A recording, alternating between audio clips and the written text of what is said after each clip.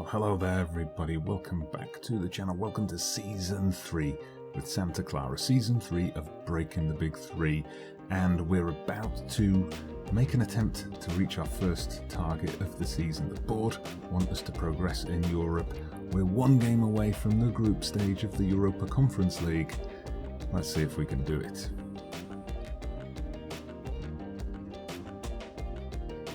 So yes, here we are, Season 3, Episode 1 of Breaking the Big 3. Santa Clara taking on Zorya. Who are Zorya? Well, they're a team from the eastern Ukraine. So we've already had a mammoth European adventure. This is the second leg of the game. We played the first leg last week in Ukraine. That was a journey of some 5,200 kilometers, according to the in-game news report. I looked it up online. The journey would take, with, connecting flights and all of that, the journey would take about 24 hours. But before we get into all that, I'm going to talk you through some transfers, because of course we are approaching the end of the summer transfer window. So I'll just give you a quick overview. Quite a few outs. You'll see some youngsters like Kean Flanagan we released at the end of his contract. We sent some people out on loan. We also made some sales. So Igor Cassio, backup striker, was unhappy about only being backup. We sold him to Montpellier, who promptly transfer listed him themselves. So he's obviously grumpy wherever he goes. We then, a couple of other minor deals, backup midfielder, Kosende, we sold him off for 100,000, and Mbaye, third choice keeper, almost 50,000 for him, so that was a good deal. Moganolu, or whatever he's called, he'd been out on loan the entire time I was here. We sold him to the club that was loaning him, 250,000 for him. The big one, though, our star centre-back Fabio Cardoso has gone. The board went over my head to accept a bid for 4.8 million, possibly going up to 5.75. But yeah, he was a 4-star rated defender. I suppose he's gone to Wolves, so Wolves signing up any Portuguese player they can, is realistic at least. But yeah, shame to lose him. He was, I think he was club captain as well, so influential player in the team. Hopefully we can soldier on without him. The one ongoing annoyance with the game when it comes to the board sanctioning a transfer against your wishes. So they sanctioned this transfer. I, of course, spoke to them, tried to stop them. They said no. I then asked them to at least renegotiate the deal because I thought we could get more. They said they would, and then they didn't. So they didn't up the amount, the like upfront amount or the future clauses, and then the rating for the transfer is a C, and one of the reasons given for that is we feel the deal could have represented better value for money by including larger future fees. You negotiated that, not me. So 5.5 million transfer income, and we spent 16,000. That's 16,000 we spent on a 17-year-old goalkeeper. Obviously not one who you're going to see in the team anytime soon, but, give him a few seasons of youth team football, going out on loan, and by his early 20s, we could see him in the starting lineup. But yeah, the rest were all frees. There were 2 right-back options last season. Ramos and Kluber were okay, but not great. Christian Mora at Atalanta, he was available on a free pre-contract signing. So in January, we negotiated the deal. Decent player, little bit of room for improvement, and at 24, still time to do it. But this is one of those things I always do in Football Manager, is I'll make signings in January and then forget about them. So then when we got to April, and I was alerted to the availability of this guy, Juanola, from Barcelona on a free at the end of his contract, I snapped him up, completely forgetting that I'd already signed a right-back. But okay, as this guy is only 19, he's got more time to develop, so he can be like an understudy to Mora for now and take the first team spot later.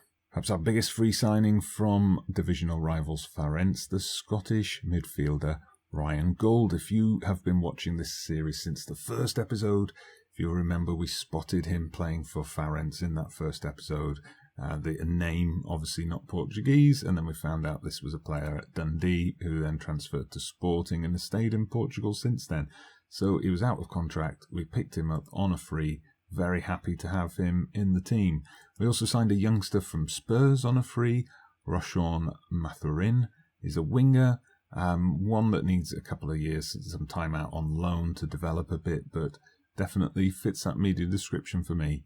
Promising winger. And finally, with Cassio departing, we needed a striker in the team, and as soon as Wolves had taken one of my players, I signed Niall Ennis on a free transfer at the end of his contract, mainly for his pace. Acceleration and pace, both very high, so I'm be looking for him to make those runs into the box, beat the defenders, and get the goals.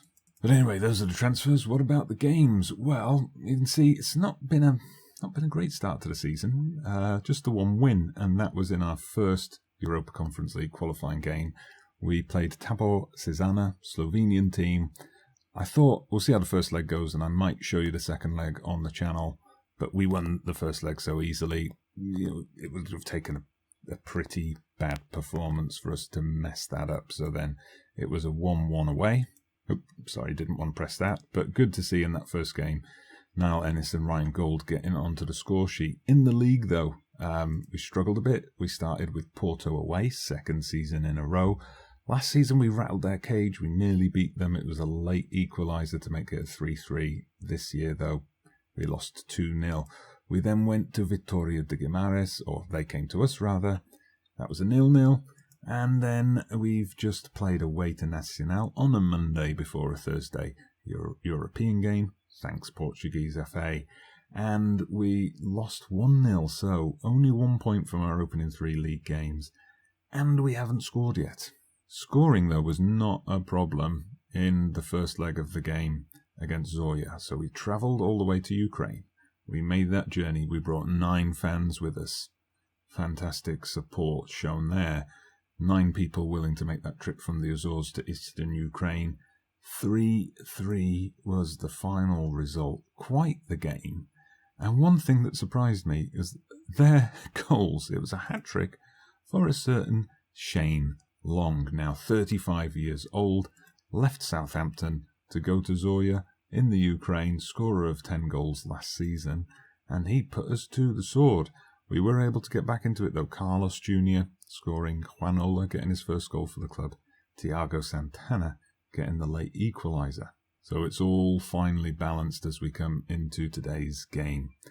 We need to get a win. We've got 3 away goals. So, a 1-1 draw would do us, a 0-0 draw would do us, but, we need to make sure we don't lose this match.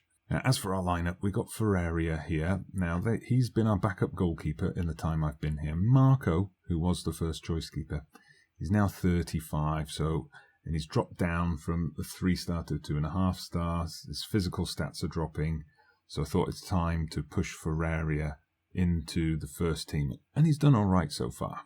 Afonso and Villanueva in the centre of defence. Juanola keeps his position after his performance in the first leg. Lucas on the left. Rashid Partner's new signing Gould in the centre of the park. We've got Thiago Santana. I've pulled him out to the left wing to play as an inside forward, so Ennis can play up front. Costina. Now here's one for you.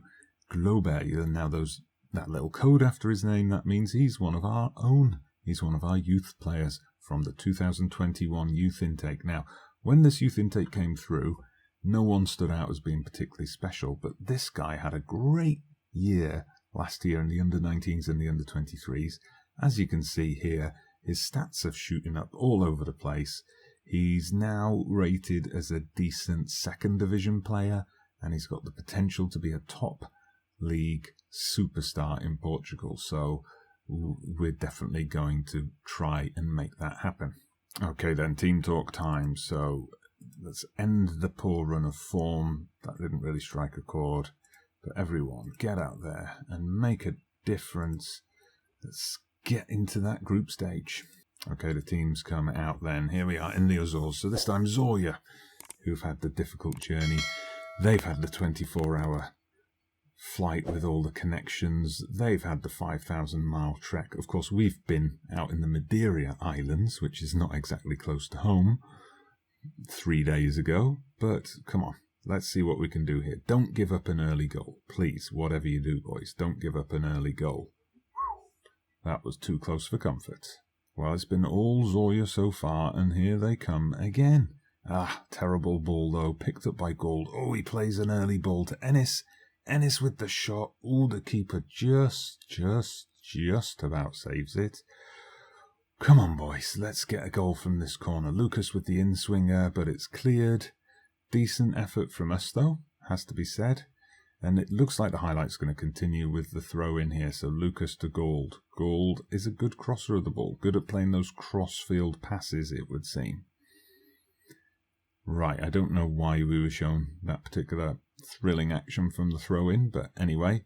Okay, we've got all the way up to the 40th minute with no further highlights, but now we get the goal. It's Thiago Santana, third goal of the season. They've all come in Europe, of course, but that puts us in a very strong position. We're a goal up now. We've got the away goal advantage as well. Ah, beautiful header, just peeled away from his marker. Headed it back across the goal. Well taken. So, half-time then, we are deservedly in the lead. And I think, yeah, we've started to take the game to them. Look at that, we're pushing them back deep into their own half. If they continue playing like that, they're going to find it difficult to get back into this game. We've kept Shane Long quiet as well. Okay, things are going well. You're capable of even better. Let's keep it at that. Get back out there for that second half. Grab an early goal, and that will put it beyond doubt, but it looks like we're on our way to group stage football this season. Okay, no one having a terrible game, but a couple of people not having particularly great games either, so as Juanola's on a yellow, we're going to bring on Mora in his place, getting a bit more experienced head on there. Ryan Gold seems to have dropped his conditioning quite considerably, so we're going to bring on Carvalho. There we go. All right. Let's get the team talk out there. Faith in you guys. Let's go and secure this victory. Okay, Lucas with the throw-in now. Costina plays in Carvalho, the substitute. Mora, the other substitute. Oh, nice. Nicely done. My two substitutes linking up, which makes it look like such a masterful tactical move, doesn't it? I mean, it was. It was, of course. Carvalho, Mora. Sweet stuff. Okay, final substitution then. I'm going to make a change at the back. We'll bring on Iago Fernando in the centre-back position. Okay, corner for us. We're coming into the final 5 minutes now. Ennis comes in for the header, but heads it over. I think Zorya have pretty much given up by this point. They know it's over for them. And there's Ennis with his second goal of the season. Good header, that. To make it 3-0, make it look very comfortable indeed. Lucas Costina, beautiful turn there. Ennis, nice header. A couple of headers then today to get us the goals here. Looks like Zorya, they're playing for a bit of pride now. But Santana, dropped deep, well positioned. Ennis and Santana linking up nicely. Come on, Ennis, are you going to add a second here? Ooh, nearly took a fierce shot. Our youngster Glober got injured, lower leg injury. I hope that's not too serious. We've used all our substitutes, so it should be a final whistle in, short order. Finally it is. And there we go. We are on our way to the group stages. Well done, boys. Well done. There we go. We got the triumph. We're through to the group stage. Glober, it turns out, pulled calf muscle. Okay, not too bad. We'll let the physio treat that, and hopefully he'll be back in action soon. Nice, that's what we like to see. 2.66 million for qualifying for the group stage. Money in the bank. Well, we've got this white screen here. That gives me the perfect canvas to show off one of my favourite images from the end of last season after the camera stopped rolling. My Manager of the Year award. So here we go then, a group stage draw for the Conference League. Let's see who we end up with.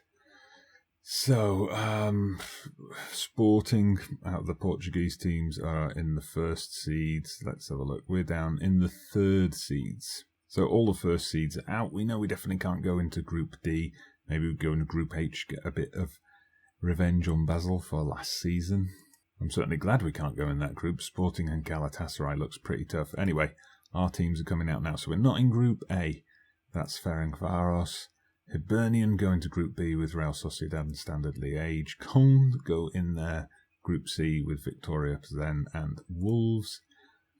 Azad Alkmaar go in with Sporting and Galatasaray. That is a tough group. D for death, definitely there. Atlanta, Ludogorets and Slovan Bratislava in Group E.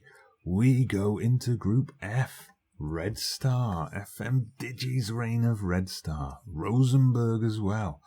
Ooh, that's going to be interesting. Apollon Limassol in there with Besiktas and Spartak Moscow. Maribor go in with Basel and Astana. So out of the teams remaining, let's see who we're going to get. So Shamrock Rovers into Group A. It's a shame, we would have liked to have them. We've avoided the Danish and the Israeli teams here. We've avoided the Ukrainians again. We get Mlada Boleslav. So overall, I don't know, not a bad group. Could have been worse, I think. Could have been better as well, but we'll just take whoever we get at this stage.